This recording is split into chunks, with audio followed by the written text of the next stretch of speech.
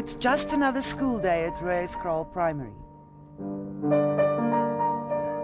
But for 10-year-old Nicole Bester, it's an achievement. 3 weeks ago, her stepfather had shot her at close range in the stomach, and she survived.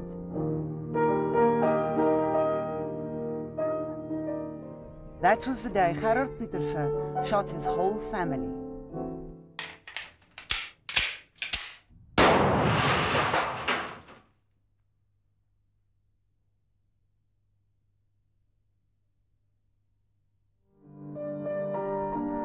He shot his wife Hanli through the head and his 7-year-old stepdaughter Sunay through the heart. His own daughter Elzani also died instantly. Then he shot Nicole and went into the house where he turned his shotgun on himself. Less than 2 weeks later, Nicole managed to attend her mother and baby sister's funeral.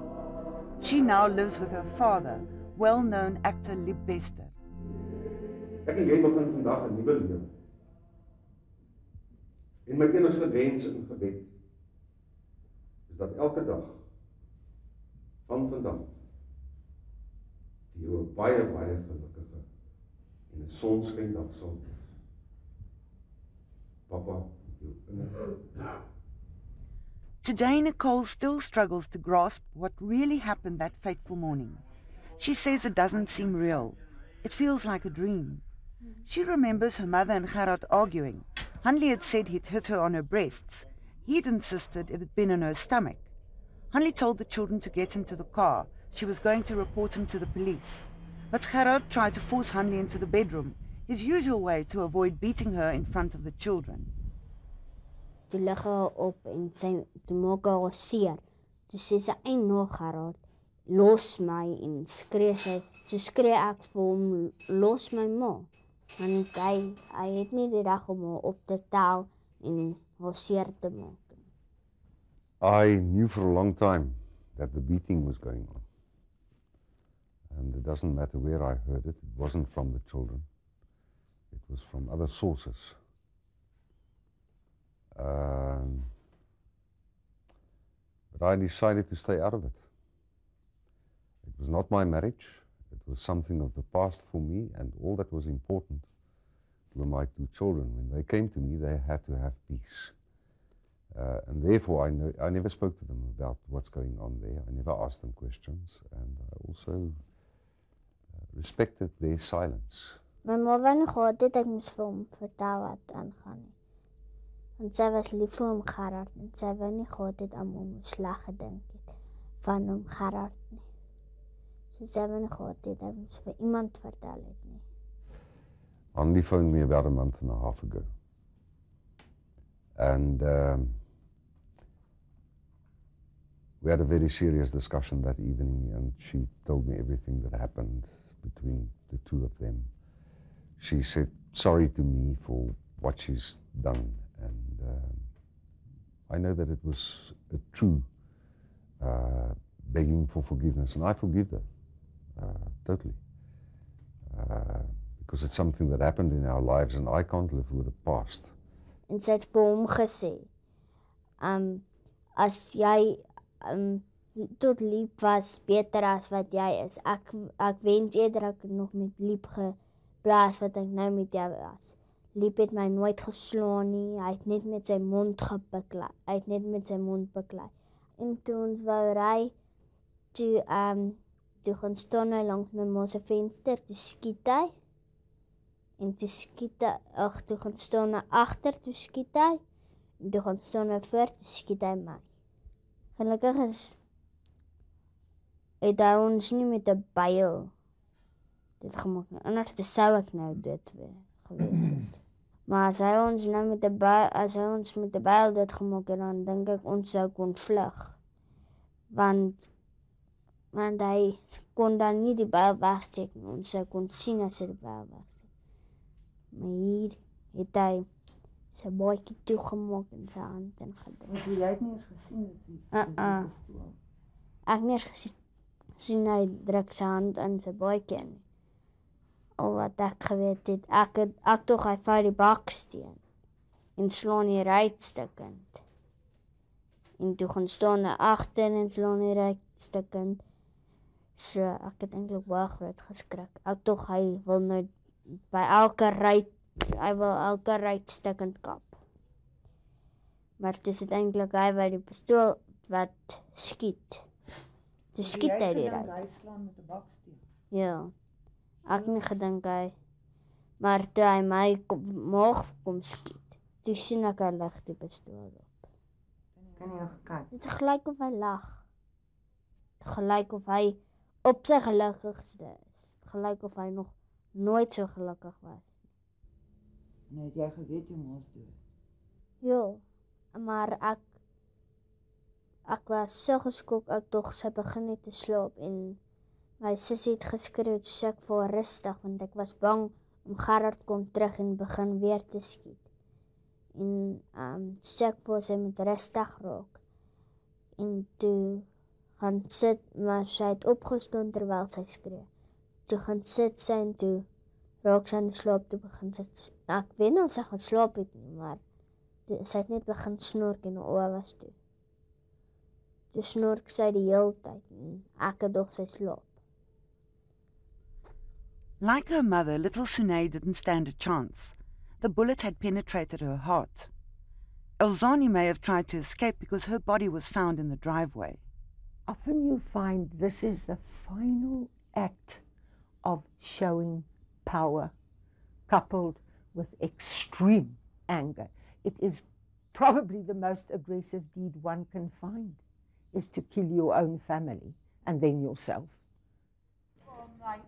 As a criminologist, Irma Labuschagne has dealt with at least 3,000 murders. Several were family murderers who had survived. Irma says there is no distinct profile of a family murderer. Human behavior varies, as do personalities. In most cases, though, you will find a long history of perceived failure, financial insecurity, sexual frustration, as well as a loss of control and self-esteem. A family murder is always the end of a process. It's never an out-of-the-blue, sudden occurrence.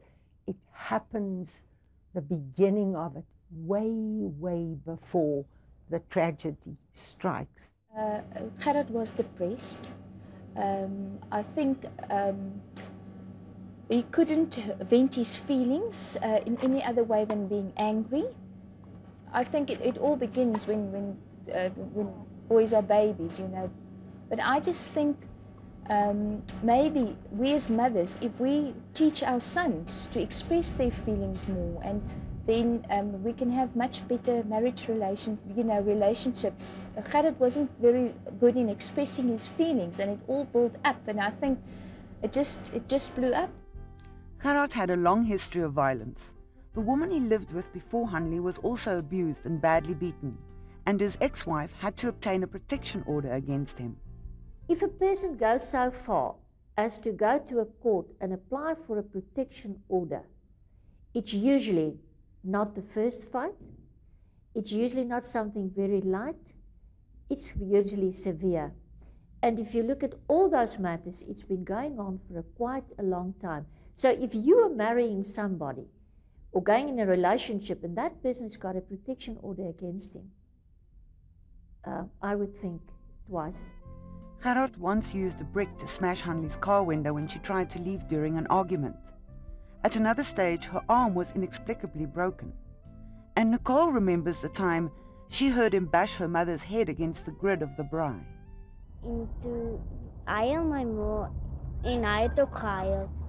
Maar ek dink hy wou net dit gefake het. Een keer het Nicole en haar ma en Sunay by ons kom slaap. Want Gerhard het iets gedoen, maar ek weet nie presies wat nie. Toe het ons haar kar weggesteek en alles. Want sy kom skuiling soek. Dan sê hy vir my ma, sy moet haar pille drink, want hy het haar so geslaan en sulke goed dat sy na 'n dokter toe moes gaan vir 'n lang ruk, en sy het al dink ek 2 keer sin toe gegaan, 3 keer. Maar sy het lank daar gebly en dan moes ek en my sussie alleen met hom gebly het. En ek het eers nie verstaan hoekom het my ma nie daarvan gehou as sy wou nie regtig gehad het ons moes daar gaan nie. Toe het ek nie verstaan nie. Toe het Nicole vir my gesê en toe verstaan ek nou hoekom my ma nie wou gehad het ons moet daar speel nie. En as ons daar was, sou ons ook daar nie nou hier gewees het nie. Een keer toe het my ma haar deur toe gemaak, want sy is bang vir hom. Toe maak sy haar deur toe en sit voor die deur. Toe slaan hy die deur oop met sy vuis. Toe ek dadelik hoor, Tannie Annelie en Sinai is dood. Klaar, net so. Toe is ek hartseer, maar ek het ook toe vir Nicole jammer gekry. En partykeer dan gaan sy maar wens sy was dood, want dit gaan baie hard wees. My sussie het altyd gesê sy wens sy is dood, as ek en sy beklei. En dan sê sy, ek wens ek was dood, en sy wil altyd haarself 'n mes gevat het en haar keel afsny of so iets. So my sussie het ook eintlik baie swaar gekry met die bekleierery. Julle weet ons wil graag vir Sunay se pappa en vir Nicole wil ons nou ons klasfoto op 'n mooi karton monteer. Here in the classroom, Mariette Brits could tell by Sunay's behaviour that there was trouble at home. And sometime before the tragedy, her suspicions were confirmed. But she decided to wait for the next parent day, a decision she now regrets. Yes, I'm sorry. I thought that life taking its turn, that at one or other time something would happen, something would come out. Sunay's mother would come to me and I would be able to do more. These are things that are kept undercover, but when they are noticed and observed, often people choose to set it aside and just pray it doesn't happen again. That's the kind of denial, that's the band-aid that gets put on something that is slowly festering, slowly burning, and is ready to erupt. The more that we repress things, the more they're building a power underground, ready to explode. I learned that if you have a friend, be nice to her, because something can happen like this and you can never see her again. As hy in die hemel kom, dan dink ek hy moet vir Jesus sê hoekom het hy dit gedoen. Sunay, I loved you very much and I really want to be your friend again if I really can. Being 7 years old and dying is, I don't know what to say about it. But I've also got the precious thoughts that she was ours for 7 years. And I look upon it as she went home and she's safe now. Nobody will hurt her ever again.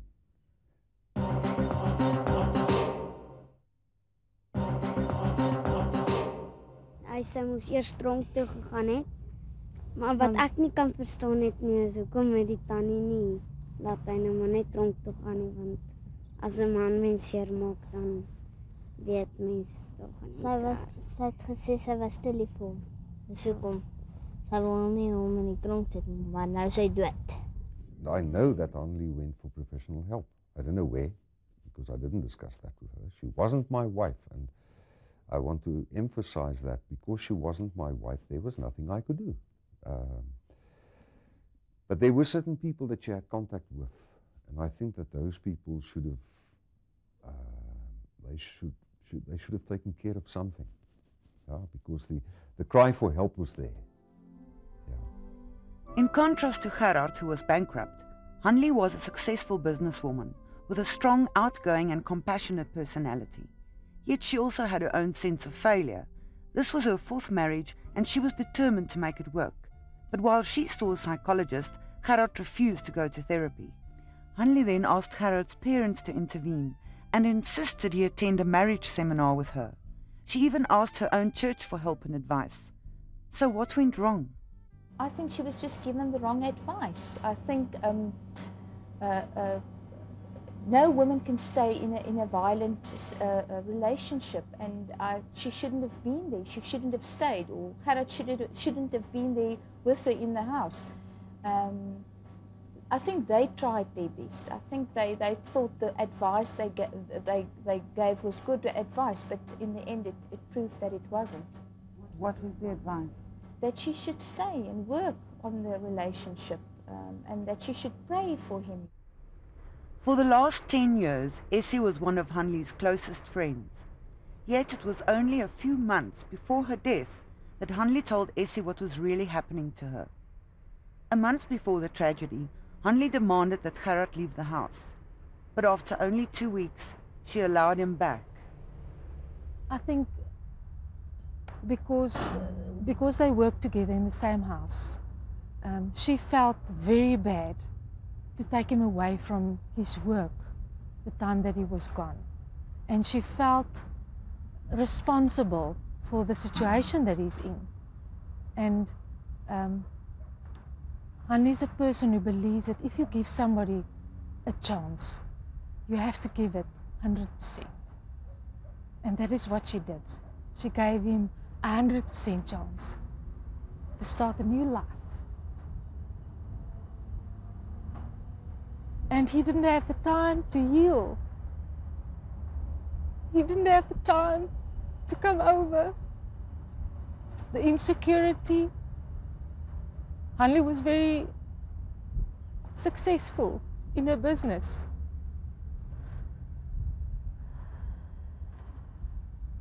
It could have been so different. I think she really loved him and she really believed in him, and she was very religious. She thought that God could change him, and I think she was also proud. She didn't want to have another divorce, you know, and I think she just she didn't want to fail. There was nothing that she could have done. Could she have kept it at bay? Could she have prolonged this a little longer? Had she been this or that? I'm sure many people will have ideas about that, but at the end of the day, only he could have taken account or responsibility for his inability to respond to overwhelming feelings of jealousy, rage, impotence, powerlessness, inadequacy. There was nothing that she could have done to have altered the course of these events. We often say things like, we don't want to get involved, don't want to intrude, we don't want to be disrespectful. All these mechanisms of silence enable these processes to go on and on and on endlessly until some catastrophe can and often does occur. If I had another chance, yes, I would have been more supportive. I would have been more assertive by telling her to get out. What I said is, I can't make up your mind. You have to decide yourself. And it was wrong. Sy het vir my gesê,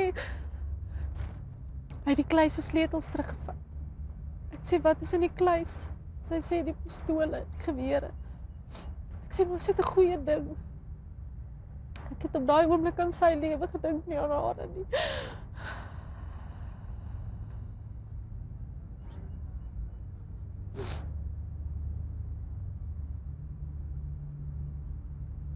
Mens is altyd so geneig om te dink, jou opinie teken nie veel nie.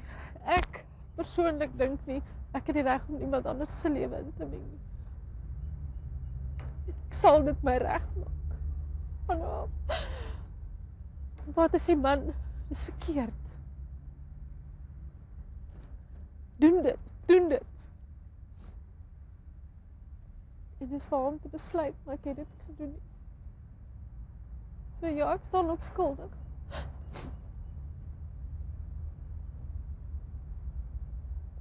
Nie rarig nie. Don't turn a blind eye. We shouldn't. Towards the end, Hanli obtained an interim protection order, but failed to see it through. A protection order becomes final only if the complainant has appeared before a magistrate. Hanli allowed her order to expire. While filming at the magistrate's offices in Pretoria, a woman happened to walk in. Her face was beaten black and blue and her eyes were bloodshot. At the back of her neck was an ugly wound where she'd been bitten. Her words eerily echoed Hanli's story. She was so distraught she hardly noticed us filming. To protect her, we have disguised her face and replaced her voice. But what you are about to hear are her exact words. At one stage, you wanted me to write all the incidents, but there's not enough space to write all the incidents, so I just gave you a brief summary at the top and the incident that happened now recently. Are you married? Me? I'm engaged. And I felt pregnant. And that was the time he kicked me in the stomach. And 3 months later, I started bleeding, and I had to have an evacuation of the uterus because of him. He made me lose the baby. Because deep inside of me, I do really love him. I don't love what he's doing to me. And I wanted to believe that things would change. I really did. I wanted to believe it. But he says he only does it with me. I'm the only one that's ever provoked him like that. So, am I such a bad person that if I lock him out of the house, does that mean he's got to beat me up? We are never responsible for other people's violence. And many women in these very abusive relationships try and take responsibility for men's experience of impotence, powerlessness, and if they were only better, this man would feel better and would feel more powerful, which of course is denying what the problem really is. We are all responsible for our own emotional experience. At Weerdebrug police station, there are several people who are still coming to terms with their emotions and what they witnessed at the scene of the crime that awful day.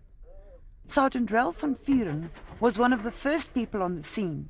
He attended to Nicole, who had managed to get out of the car and was lying in the driveway, bleeding profusely. En toe maak hy my toe in sy baadjie om my warm te hou dat ek nie so vinnig as ek te veel bloed verloor, dat ek nie so vinnig dood sal gaan nie. Op 'n stadium het ek vir haar gesê, of het sy vir my gesê, oom, ek wil nie doodgaan nie. Toe sê ek vir haar, Nicole, ek beloof jou, vandag gaan jy nie doodgaan nie. Dit is interessant, toe sê sy vir my, oom, jy moet nie so sê nie. My moeder het vir my vertel ek mag nie beloof nie. Sê ek vir my mag nie beloof nie. Hoekom mag jy nie beloof nie? Want party mense kom nie hulle beloftes na nie. Hy het sy daarna gekom. Ja.